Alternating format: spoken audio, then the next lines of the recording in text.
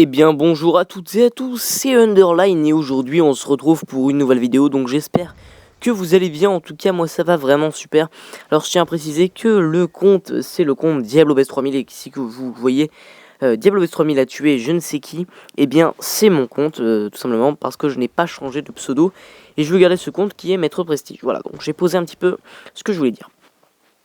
Alors déjà pour ce gameplay, c'est un gameplay 40 kills au DSR 50, vous allez me dire, mais c'est tellement normal, il y en a plein qui le font, évidemment il y en a plein qui le font.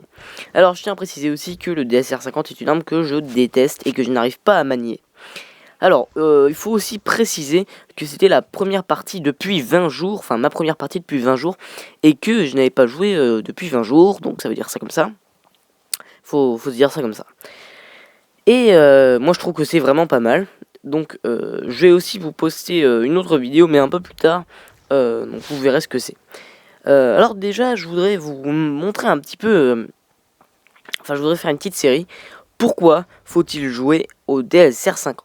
Alors c'est une petite série, c'est le premier épisode, c'est pourquoi faut-il jouer au DSR 50. Il va y avoir sûrement pourquoi faut-il jouer au SVU. Alors pourquoi faut-il jouer au Ballista et tout ça et tout ça. Alors déjà pourquoi faut-il jouer au DSR 50? Je vais vous expliquer un petit peu pourquoi il faudrait y jouer et pourquoi il ne faudrait pas y jouer.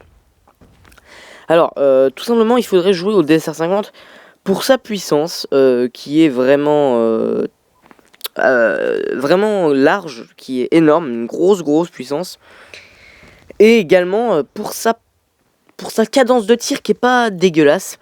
Bon, même s'ils ont fait un patch qui enlève la cadence de tir du DSR 50, elle reste tout de même abordable. Elle est pas dégueulasse non plus. Il faudrait aussi y jouer pour sa visée qui est, ma foi, pas trop mal. Il est joli, sa forme est sympa. Et surtout avec le camouflage diamant, comme vous pouvez voir, je trouve qu'il est très joli. Alors on avait perdu la manche, mais vous allez voir qu'on va bien rattraper grâce à mes score streaks, comme vous voulez. Dommage, je n'aurais pas eu le Warthog, mais ça c'est pas grave. Alors déjà, pourquoi faudrait-il y jouer? Alors on peut se faire des très bonnes parties avec, car il y a beaucoup de personnes qui arrivent à faire des gros scores ou des bons scores avec le DSR 50. Moi j'arrive pas tellement, bon j'ai fait un 40 kills DSR 50, mais il y avait quand même du cap 40 et aussi beaucoup de score streak. Donc ça évite de se fatiguer à faire plein de kills et score streak qui tuent, évidemment. Alors moi je vous conseillerais, si vous jouez au DSR 50, de mettre les score streaks que j'ai mis. Alors je vous conseille, si vous voulez pas mettre des gros score streaks comme ça, moi je vous conseillerais plutôt, si vous n'êtes pas très fort au sniper, au DSR 50, moi je vous conseillerais drone de chasse et micro-station orbitale, ou drone de brouillage, si vraiment vous n'y arrivez pas. Mais si vous y arrivez bien, mettez plutôt groupe de chasse, des trucs comme ça, en dernier score streak plutôt gros. Moi je vous conseille quand même les score streaks que j'ai mis, donc foudroiement, aéronef furtif et warthog, qui sont quand même abordables, qui sont faciles à avoir. Je vais pas dire qu'ils sont difficiles parce que ce serait un petit peu mentir en disant ça. Ils sont simples à avoir, puis c'est pas des score streaks qui... Bon, on n'est pas des... Enfin, ça nous déplaît pas, hein. On n'est pas déçus à la fin quand on les a mis. Parce que vu tous les kills que ça fait, ces armes-là sont vraiment très fortes, très puissantes. Et ce sont des armes, hein, ça c'est vrai. Et elles sont vraiment très bien. Elles sont... moi je dirais que la moins bien c'est quand même l'unité canine, entre toutes les grosses, et le Warthog. Mais le Warthog, je vous conseillerais d'essayer de le mettre sur... si vous voyez que vous avez carrière comme map, mettez-le. Si vous avez... qu'est-ce qu'on pourrait avoir? Si vous avez... Non, pas Aftermath, elle est trop bâtiment, je veux dire. Si vous avez Turbine, mettez-la. Mettez le Warthog, vraiment. Mais si vous avez une map comme Nuketown 2025, ça sert à rien du tout, puisque les ennemis vont entendre Warthog ennemi en approche, ça va être fini. Vous n'allez pas avoir un seul kill, car ils vont tous se planquer dans les bâtiments, et Et ça va être trop difficile pour vous après de réussir à les tuer. Déjà pour le Warthog, c'est pas simple de tuer un ennemi au départ, puisque le Warthog, il faut savoir qu'il tue en ligne droite. Donc là, c'est plutôt pourquoi faut-il prendre le Warthog, hein, la vidéo.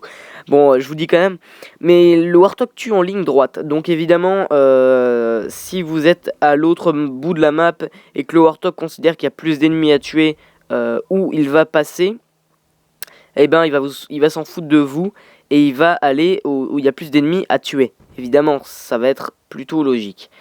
Mais revenons plutôt à notre fameux DSR50. Je vais vous dire aussi pourquoi il ne faudrait pas l'utiliser. Alors tout simplement, j'ai dit que la cadence de tir était plutôt pas mal. C'est vrai, mais elle est pas assez bien. Je dirais que si vous voulez vraiment faire du frag rapidement, par exemple si vous êtes sur Nuketown 2025, je vous conseillerais vraiment vivement le Ballista, car il a une cadence de tir 50 fois plus élevée, pas 50 fois, mais une cadence de tir beaucoup plus élevée que le DSR50. Et ça va être plus facile d'avoir des joueurs, car la cadence de tir est élevée. Enfin, est plus élevée que le DSR au moins. Mais après, si vous êtes en hardcore, moi je vous conseille vraiment le SVU. Alors le SVU AS, c'est un sniper qui enchaîne, donc ça je vais pas m'attarder dessus. C'est un sniper qui enchaîne, on s'en fout un petit peu dans cette vidéo. Alors, je vais vous dire aussi, excusez-moi, hein. T'as bien dormi. Pourquoi il ne faudrait pas utiliser le DSR50. Alors le DSR50, il ne faudrait pas l'utiliser dans des 1vs1. À moins que la personne en face de vous prenne aussi le DSR50, ce qui est plutôt rare.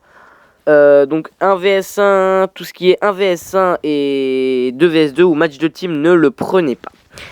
Donc voilà, je pense que j'ai fait à peu près le tour de ce que je voulais dire. Et puis, moi je vous dis peace les gens et à plus. Allez, ciao et on se retrouve une prochaine fois. Peace. Portez-vous bien.